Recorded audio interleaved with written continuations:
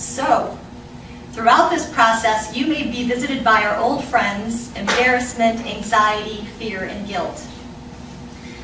Remember that other people around you have actually made mistakes too, and this is another interesting aspect of holding context. Everybody, if I mess up right now and I fall over or trip or something, it's all right. Everyone has made mistakes, and I'm just going to count on everybody else's goodwill in knowing that.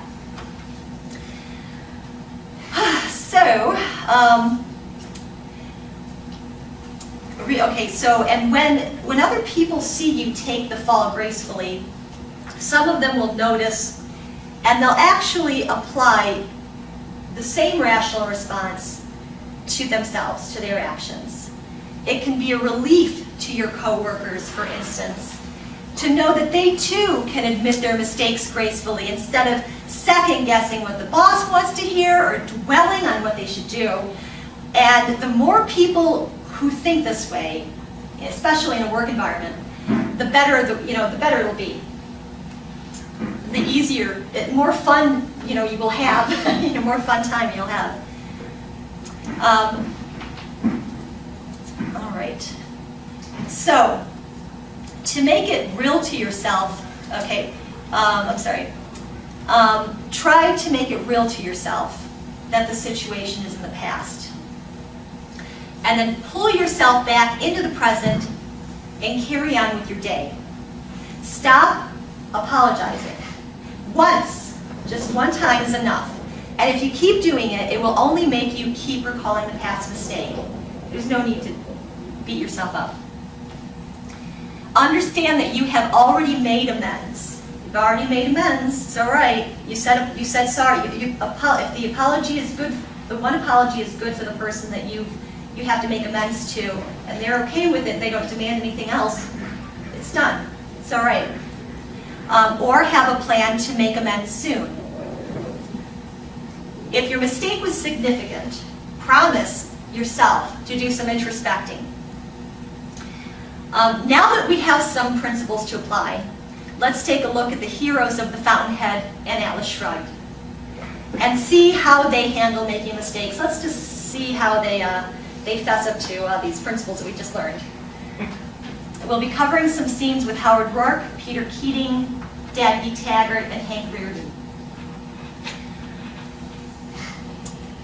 All right.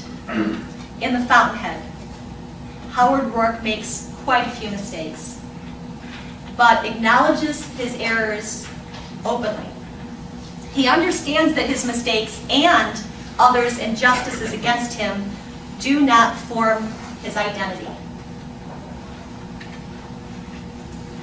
I am not capable of suffering completely. I never have. It only goes down to a certain point and then it stops.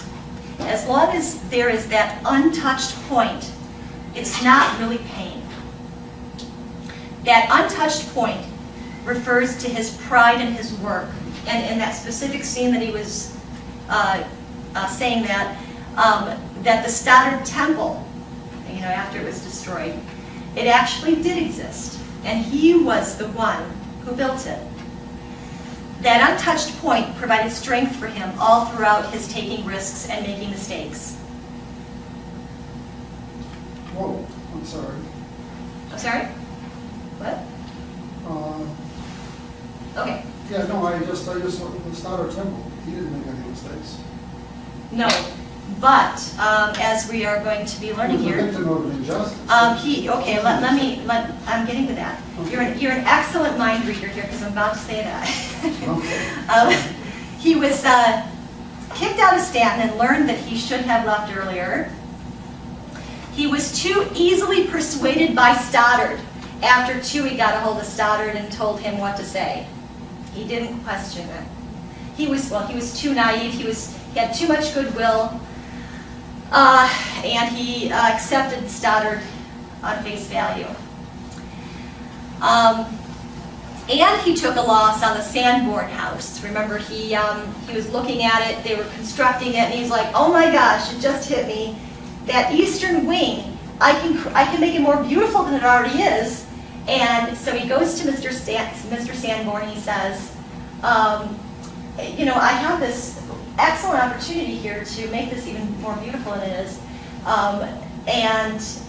Can we do this? And Mr. Sanborn says, well, you know how my wife feels about it, because remember his wife hated it, and they actually never moved into the thing in the end, which was a tragedy. But and so Mr. Sanborn refuses to pay for it, and Rourke takes the loss.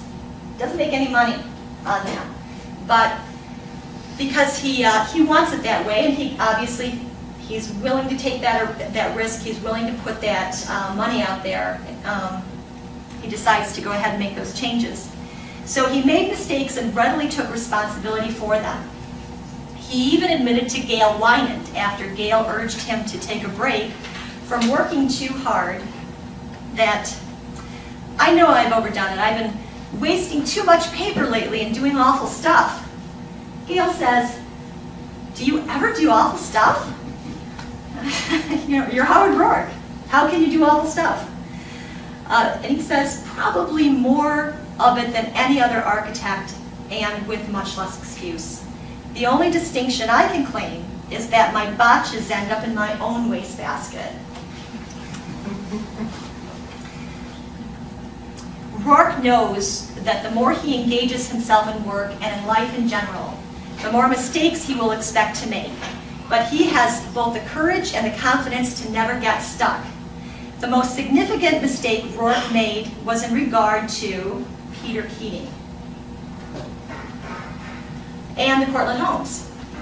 It was not only the fact that Cortlandt was turned into an architectural monstrosity by bureaucrats. It was not only that Peter was helpless to do anything to help the bureaucrats out, and it wasn't even that Rourke had to eventually blow the place up and get Dominique involved. It was the self-damage that Peter engaged in and asking for the deal in the first place, and Rourke accepting. Rourke might have known better to believe that Peter understood what Rourke was getting out of the deal and what Peter was missing in his own character. Peter insisted that he needed this project for the prestige and money, and even says that Rourke would be saving his life. Remember that. Instead, it helped end any meaningful quest Peter had to find out what he might value in life. Rourke relied too heavily on Peter's courage and honesty in admitting that he was a parasite. Or he's like, I'm a parasite, Howard. Rourke did not understand that Peter's lack of confidence, integrity, and moral conviction would make him powerless. After Rourke and Peter discusses the terms of the deal, Peter says, I know it will be very difficult. And Rourke says, it will. You'll have a hard battle. You will have to have the courage of my convictions. And Peter says, I'll try to live up to that, Howard. Despite Peter's best intentions and assurances, and all the courage and honesty he could muster, he was not able to live up to it. Rourke might have applied his own thinking on love to include the phrase, before you can say, I'll try to live up to that, you must first know how to say the I.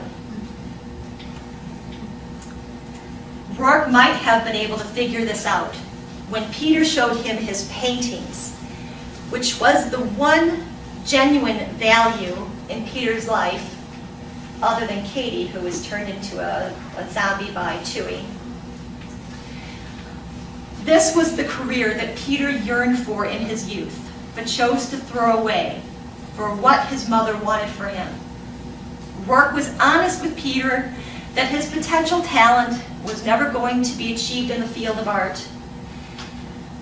How was Peter going to be able to sustain Rourke's courage of conviction if he had no values of his own? Rourke might have caught a glimpse of the answer after experiencing what he felt after Peter left.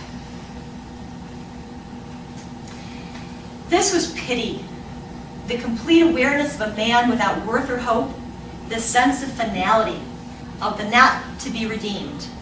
There was shame in this feeling, his own shame, that he should have to pronounce such judgment upon a man, that he should know an emotion which contained no shred of respect. Perhaps Rourke might have run out the door and took back Keating's copy of the contract. Wait, Peter, wait, I changed my mind on the whole thing. And of course he doesn't. Rourke pays a very hefty price. But he's willing to pay it without hesitation. He does not give in to denial or any defense mechanisms. He doesn't shrink from dealing with consequences, but he did the right thing despite risking going to jail for decades. Fortunately, he overcame his mistakes, learned from them, took action, flourished, and got the girl.